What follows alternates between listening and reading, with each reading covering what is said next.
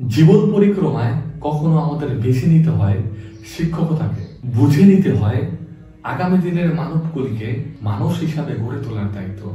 একবারে সুশোভিত প্রাজ্ঞ করে তাদের আদর্শ মুসলিম হিসাবে গড়ে তোলার দায়িত্ব অর্পিত হয় তখন।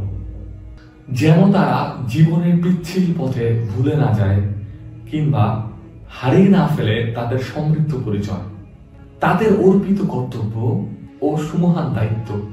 এই জন্য জীবনের প্রতিটি ক্ষেত্রে একজন শিক্ষককে হতে হয় আদর্শ দরদি পিতা কিংবা চিকিৎসকের স্থলে। কিভাবে হবেন একজন আদর্শ শিক্ষক, এই বইটিতে খুবই হৃদয়গ্রাহী ও উন্নত ভঙ্গিতে এই কথাগুলোই সাবলীলভাবে বলা হয়েছে। যেন একজন শিক্ষক কর্মস্থলে প্রবেশের পূর্বে নিজেকে গড়ে তুলতে পারেন বিশুদ্ধ রূপে, ছাত্রদের সামনে নিজেকে প্রকাশ করতে পারেন ভিন্ন অঙ্গিকে।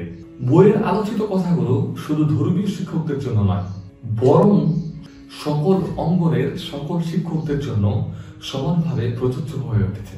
এই চমৎকার বইটি লিখেছেন উস্তাদ কারি সিদ্দিক আহমদ বান্দাবি রহমতুল্লাহ।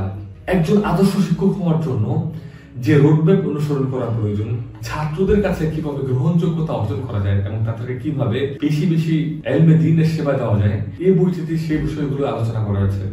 যে সমস্ত ভাই বোনেরা শিক্ষকতা পেশার সাথে জড়িত রয়েছেন তাদের জন্য চমৎকার একটি বই।